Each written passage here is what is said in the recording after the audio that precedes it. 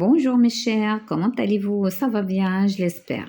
La séance d'aujourd'hui sera consacrée à Zoom sur le texte explicatif et les connecteurs. C'est une étape vers l'écrit. C'est une étape qui prépare les élèves à produire des textes par la suite. Donc, on va faire connaissance d'un texte explicatif, comment ça se déroule et quels sont les mots de liaison qu'on peut utiliser à l'intérieur pour enchaîner les idées. Je lis et j'observe. À titre indicatif, c'est un extrait du texte qu'on a déjà lu dans un jardin de roses. C'est une partie de ce texte.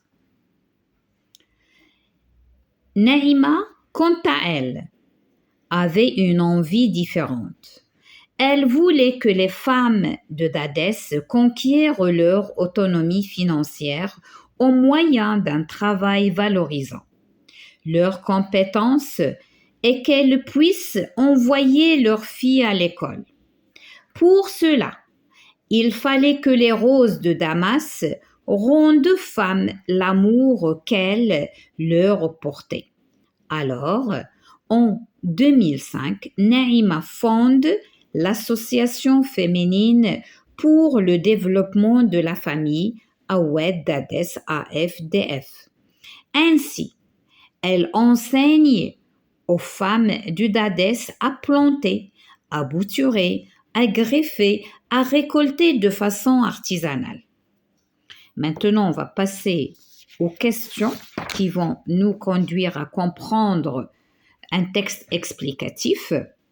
Observe les petits mots en gras. Quant à elle, pour cela, alors, ainsi. Où sont-ils placés le plus souvent dans la phrase? On va voir. Alors là, quant à elle, elle n'est pas au début, elle est au milieu. Pour cela, elle est au début de la phrase. Alors, elle est au début. Ainsi, là aussi, elle est au début de la phrase. Donc, qu'est-ce qu'on va dire? Ils sont placés au début des phrases. À quoi servent-ils? Alors, ces mots, ils servent à enchaîner les idées. Comment? Je vais vous expliquer. Dans la première partie, tout d'abord, on a ici Naïma, quant à elle, c'est-à-dire on parle de Naïma. On a parlé d'un monsieur, d'un docteur qui est venu, mais elle a une envie, lui, de gagner de l'argent uniquement, c'est-à-dire question matérielle. Mais quant à Naïma, non, elle a d'autres envies, elle a un autre but. Donc, l'envie de Naïma, c'est de créer l'autonomie pour les femmes. Autonomie financière, bien sûr. C'est-à-dire, elle voulait créer un travail à ces femmes pour qu'elles puissent gagner de l'argent et pour envoyer leurs filles à l'école. Ça, c'est la première idée. Pour cela, c'est-à-dire, elle a pensé à ça, donc, elle va travailler sur les roses de Damas. Elle va les rendre utiles, ces roses de Damas. Elle va les rendre rentables. Il y en a les roses de Damas, mais il faut que ces femmes l'utilisent pour gagner de l'argent. Alors, ça c'est-à-dire, alors, qu'est-ce qu'elle a fait? Qu'est-ce qu'elle a fait, Naïma? Alors, Naïma a fondé une association pour aider ces femmes. Donc, alors, c'est le résultat. Et là, elle a créé cette association. Elle a fait travailler les femmes. Et ce n'est pas uniquement ça. Elle a enseigné, c'est-à-dire elle a fait passer un savoir à ces femmes, à planter, à bouturer, à greffer, à récolter de façon artisanale. C'est-à-dire elle leur donne encore quelque chose de spécial. Quelque chose de spécial, c'est-à-dire une particularité, c'est de mieux travailler, c'est de produire un beau résultat, un beau produit. qui est l'huile de rose ou bien l'eau de rose. C'est bon? Donc, ces mots, ils servent à enchaîner les idées. Ce sont des idées. On a la première idée, la deuxième, la troisième, la quatrième. Et ces mots, on les appelle les connecteurs. Alors, il y en a plusieurs types de connecteurs ou bien les mots de liaison. On a des mots qu'on utilise au début, des mots qu'on utilise au milieu, des mots qu'on utilise à la fin. Alors, pour le début, on va commencer soit par au début. Tout d'abord, premièrement, vous allez choisir. Pour la fin aussi, il y a à la fin, il y a finalement, il y a enfin. Mais au milieu, ça dépend des idées. Combien on a d'idées? Est-ce qu'on a 2? On va utiliser uniquement puis. Est-ce qu'il y en a 3? On va utiliser 2. Si on a plusieurs, on va utiliser plusieurs types ou bien plusieurs mots de liaison. D'accord? Alors, ici, un exemple. Ici, on a 2 actions. On a je révise mes leçons et ici, je sors jouer. On a 2 actions. Ces 2 actions, on doit les organiser. D'abord, je révise. Premièrement, je révise mes leçons. Ensuite, je sors jouer. Ou bien enfin, je sors jouer. Je vous explique ici l'enchaînement, la première étape et puis la deuxième étape. Il n'y a pas uniquement ces connecteurs, mais il y en a d'autres connecteurs qu'on utilise pour dire en ajoutant, pour dire l'opposition, pour dire la signification. Il y en a plusieurs. Donc, vous pouvez lire ce je retiens et retenez ce que vous pouvez. Maintenant, on va passer à la pratique. Je m'entraîne. Remplace le signe de ponctuation entre les 2 parties des phrases par un connecteur logique qui convient. À propos de ces connecteurs, il y en a les connecteurs du temps, temporel, et il y en a logique, et il y en a de coordination. Mais où est donc ornicar? Et chaque mot, il a une signification. Et ne faites pas de ceci. Avec l'habitude, avec les exercices de pratique, vous allez apprendre de quoi il s'agit. Alors, on va relier les 2 phrases ou bien les 2 parties de la phrase par des connecteurs. Mamie viendra jeudi. Elle nous retrouvera avec plaisir. Alors, qu'est-ce qu'on va faire ici? On va mettre « et », une coordination ou bien une conjonction de coordination. Mamie viendra jeudi, c'est la première action. Et elle nous retrouvera avec plaisir. C'est-à-dire, elle va venir et en plus, elle va être enchantée de nous voir. B, je suis venue, j'ai vu, j'ai vaincu. Alors ici, on a 3 actions. Et si on a 3 actions, on va utiliser la succession. Alors, la première étape, c'est quoi? Je suis venue, puis j'ai vu, enfin j'ai vaincu. Qu'est-ce que ça veut dire? On va remplacer les virgules par des connecteurs. Alors, puisque je suis venue, je suis là, puis j'ai vu, c'est la deuxième étape. Enfin, c'est la dernière, j'ai vaincu. C'est-à-dire, ça y est, je suis sûre de ce que vous m'avez dit.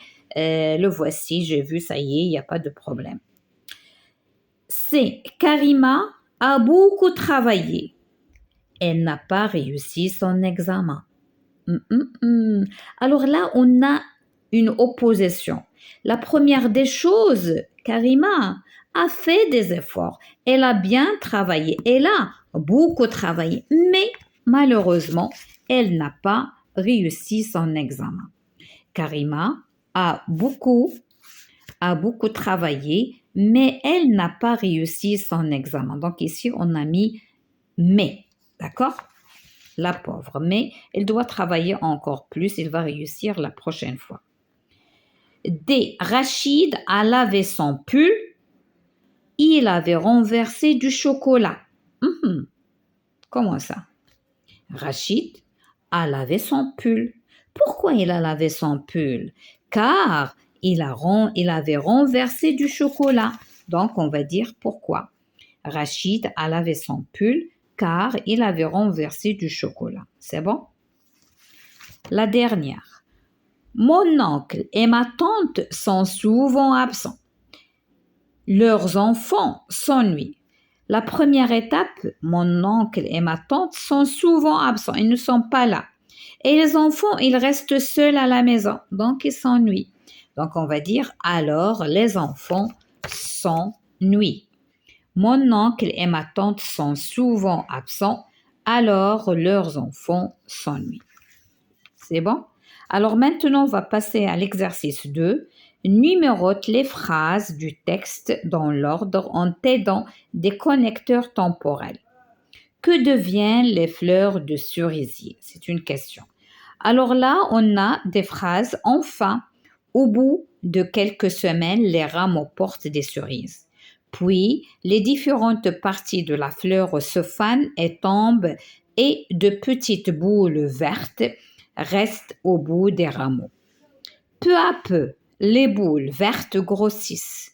D'abord, les fleurs de cerisier sont enfermées dans des bourgeons qui grossissent, puis s'entr'ouvrent et des pétales s'épanouissent.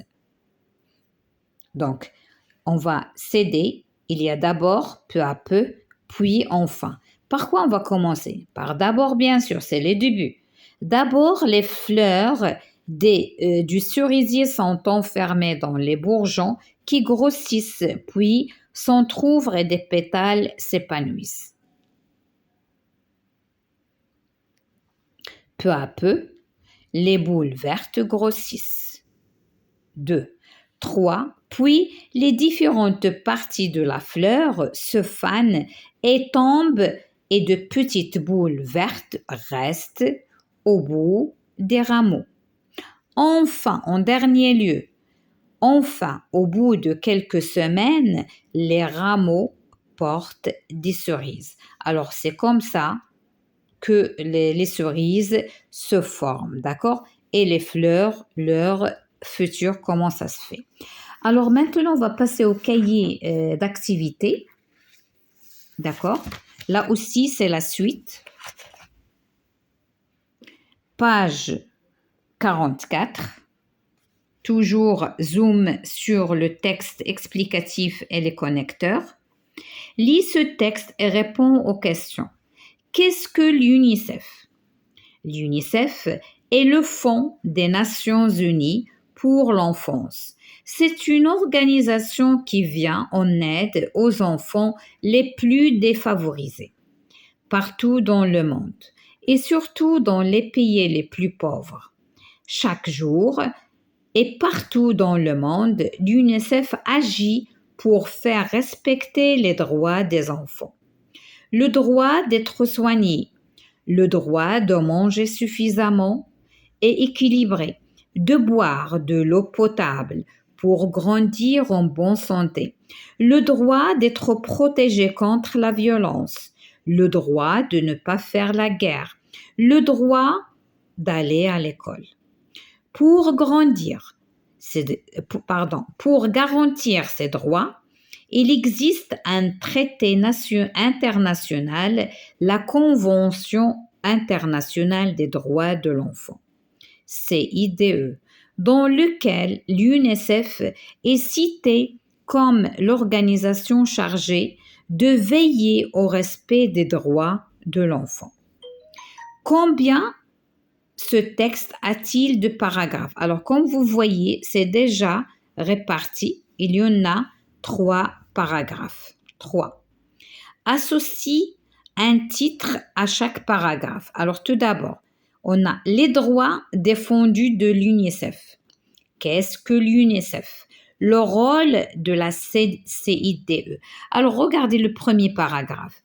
L'UNICEF est le Fonds des Nations Unies pour l'enfance. Donc là, c'est la définition. Qu'est-ce que l'UNICEF? Donc, c'est le premier paragraphe. Deuxièmement, chaque jour et partout dans le monde, l'UNICEF agit pour faire respecter les droits des enfants. Le droit d'être soigné, le droit de manger suffisamment et équilibré, de boire de l'eau potable pour garantir en bonne santé, le droit d'être protégé contre la violence, le droit de ne pas faire la guerre, le droit d'aller à l'école. C'est quoi ça? Ce sont les droits défendus par l'UNICEF. C'est le paragraphe numéro 2. Il nous reste le rôle de la CIDE. Pour garantir ces droits, il existe un traité international, la Convention internationale des droits de l'enfant, CIDE, dans lequel l'UNICEF est citée comme l'organisation chargée de veiller au respect des droits de l'enfant. C'est numéro 3. Maintenant, vrai ou faux, coche la bonne réponse. L'UNICEF défend les droits de l'enfant. Bien sûr que c'est vrai. L'UNICEF agit partout dans le monde. Oui, elle est internationale.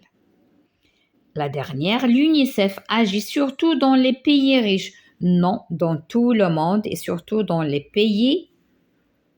Et surtout, il a dit partout dans le monde et surtout dans les pays les plus pauvres. Alors maintenant, on passe à D, complète avec les mots qui conviennent pour, afin que, ainsi, comme. Alors, comme c'est pour la comparaison, ou bien on donne un exemple, ainsi c'est l'addition, afin que c'est pour faire quelque chose, et pour c'est le but. L'UNICEF est une association qui défend les droits de l'enfant comme le droit de l'éducation, le droit de manger à sa faim et d'être soigné. Pour défendre ces droits, elle entreprend différentes actions dans le monde afin que ces droits soient respectés. Elle s'appuie sur la Convention internationale des droits de l'enfant. L'UNICEF espère ainsi aider tous les enfants de la planète, en particulier les plus pauvres. Mes chers, ma séance vient de se terminer. Je vous dis à la prochaine, Inch'Allah.